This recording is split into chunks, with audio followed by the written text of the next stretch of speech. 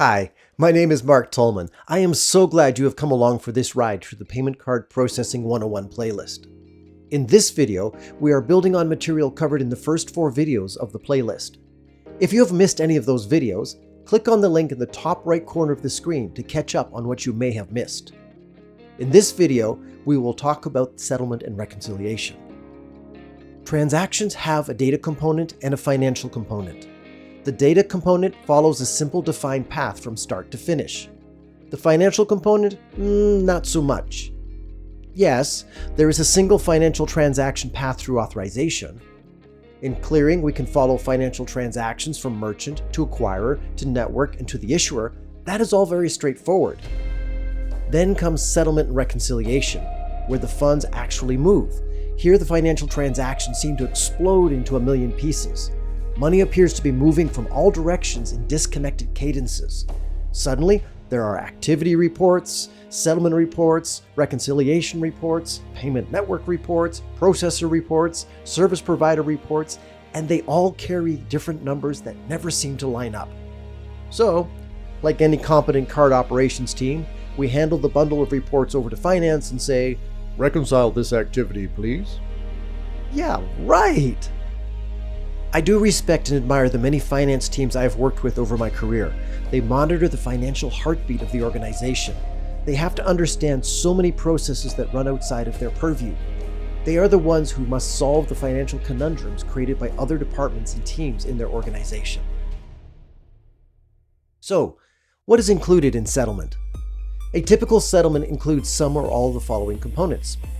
Transactions. With a few exceptions, the total transaction amount makes up the majority of a net settlement total. However, depending on your role in the payments ecosystem, the total transaction amount may be modified by one or more of the following factors. Interchange. Interchange is a revenue stream to one of the parties involved in a transaction. In purchases, interchange is an issuer revenue stream. For ATM transactions, interchange goes to the acquirer or the ATM provider. There are scenarios where interchange is modified or becomes a shared revenue stream, but many of these arrangements are funded and reconciled outside of the settlement process. Merchant discount rate. The merchant discount rate, or MDR, is an acquirer revenue stream. It is typically a percentage of the transaction amount and is deducted as the settlement moves from the acquirer to the merchant. Settlement currency. Typically, each payments network participant will interact with the payments network in the currency of their home country. There are niche players who do set up multi-currency settlement, but that is a topic well beyond the scope of a Payments 101 video. Fees. Fees are the lifeblood of the payments network and the acquirer. User fees have also become a revenue source for issuers and merchants. Though many fees are billed in invoices separate from the transaction, some fees are embedded in the transaction. These embedded fees affect the net settlement position. Invoices. Some payments participants allow their invoices to be paid as part of the settlement process. The invoice totals are added to the net settlement position along with the transactions. Funds transfer expenses. As settlement is the transaction step that actually moves funds, some form of funds transfer mechanism must be used. Depending on the value date of the settlement, higher cost transfer mechanisms may need to be used. Funds transfer companies charge fees. Depending on the billing setup, these fees may be deducted from the gross amount of the funds transfer. So, those are the component parts. But who settles with whom? Let's limit our discussion to POS purchase, settlement, and reconciliation. The ATM settlement flow is different enough that it should be handled as a separate topic. Ultimately, in a purchase, the cardholder, who is the customer, is paying the merchant. However, the card payment is going through a 3 or 4 party system. This means settlement is a game of telephone, with each party adding or removing pieces of the settlement as they relay it toward the end recipient. Here are the parties involved in settlement. The cardholder customer. This is the person who left the store with the merchandise. Funds need to be relayed from their account to the merchant's account to cover the cost of the purchased merchandise. Card issuer. The issuer is the entity that will take the funds from the cardholder account to pass them to the payment network or to the acquirer, depending on the setup of the settlement flow. Payment network. The payment networks usually use one of two types of settlement flow. Centralized settlement. Many card networks receive settlement funds from the issuer and route them to the acquirer. This allows the issuer to send one net settlement transfer for all transactions. The network is the clearinghouse that receives the funds and divides them to transfer funds to each of the acquirers to be paid. Point-to-point settlement. In a network that does not support centralized settlement, each issuer must send a separate funds transfer to each acquirer every settlement cycle based on the net settlement reporting provided by the network. Acquirer. This is the company that provides the card payment services to the merchants. The acquirer will receive funds for all the settled transactions for all their merchants. This company, as a transaction acquirer, needs to divide this net settlement amount between each merchant that has submitted transactions for settlement. Merchant. At the end of the telephone chain, the merchant receives the settlement funds for the transactions they submitted for settlement. Other participants. There may be other participants in the transaction, like issuer processors, card program managers, merchant aggregators, and merchant solution providers. These entities may participate in the settlement flow or may be a part of the transaction flow but not a part of the settlement flow. It is very important to map out your company's service providers and where they interact with the transaction flow. It is very difficult to reconcile settlement without this type of transaction flow map. The basic settlement flow at 30,000 feet. Let's do a high-level overview of the settlement flow. In our example, we will use purchase transactions and will include some of the settlement components and players listed above. We will start with the last step of clearing as it merges very closely into the settlement cycle. Number 1. The issuer posts the transaction to the cardholder account. In a debit or prepaid account, the funds will be withdrawn from the cardholder account immediately.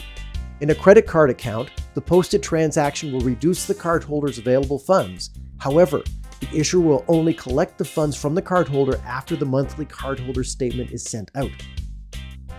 Number 2, the issuer sends a funds transfer to the payment network.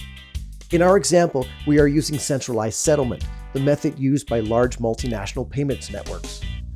The issuer will send the net settlement total to the network in the issuer currency via a money transfer service.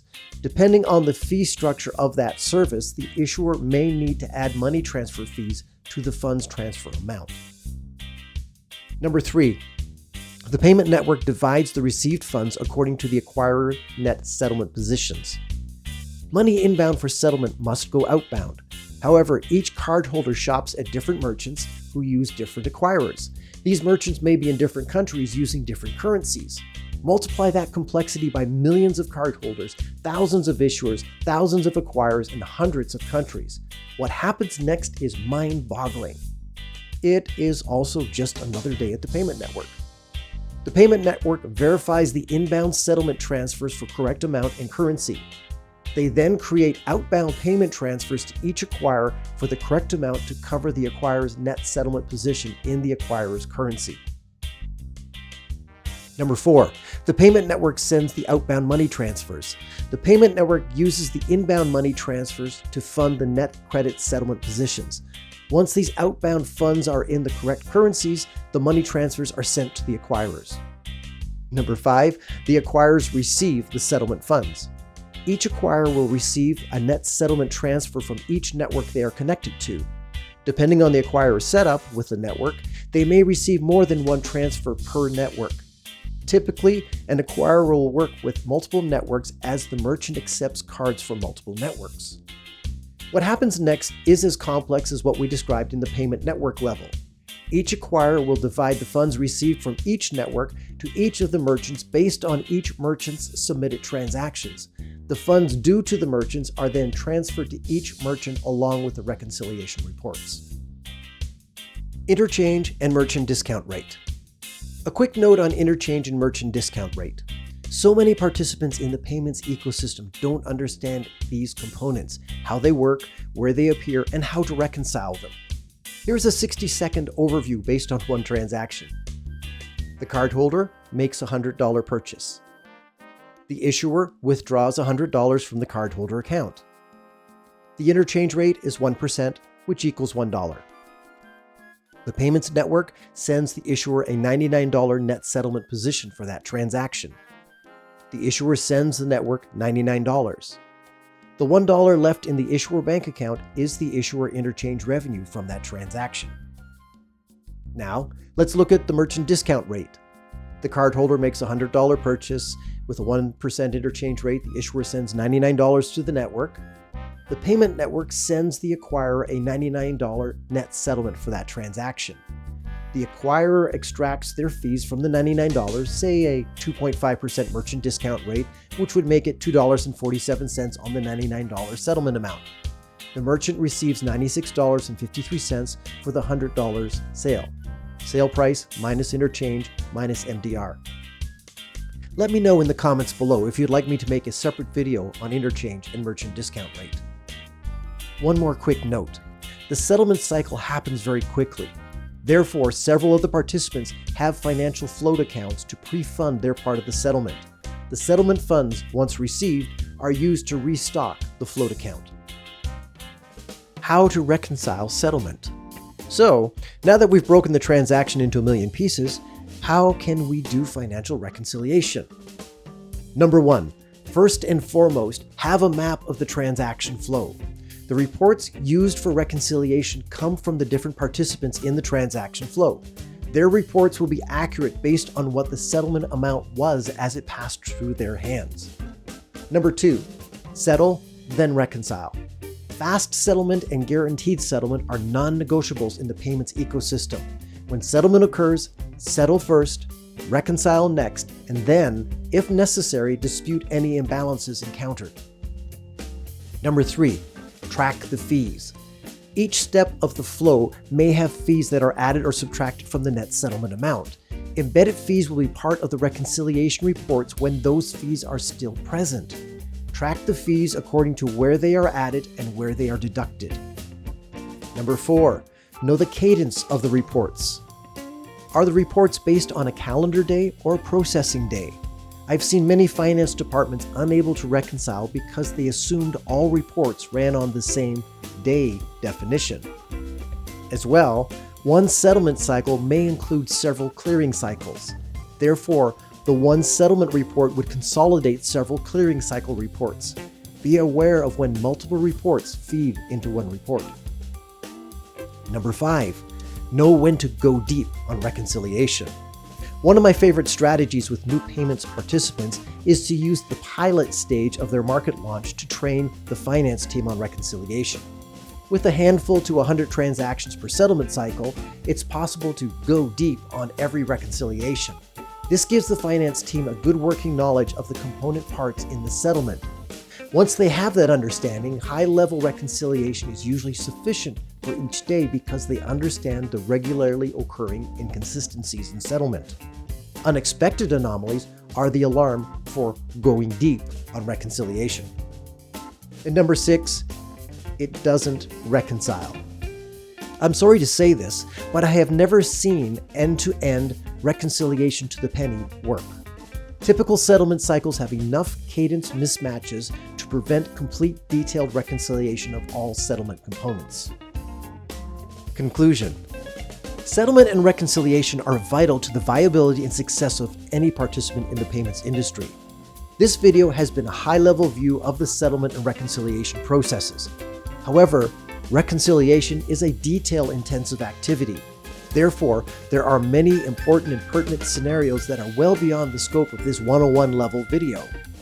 If you are struggling with settlement and reconciliation, contact me or another capable payments professional to help you map out your transaction flow, determine the content and cadence of the settlement and reconciliation reports, document the interaction between transactions, fees, currency conversion, and other factors that impact your settlement and reconciliation. I can also train your teams to become competent at reconciling your payments business. If you found this video helpful, please click the like button and subscribe to this channel. If you have more questions about the payments industry, leave a message in the comments below. You can also contact me through my website, mentoredbymarkt.com, or via email, markt@mentoredbymarkt.com.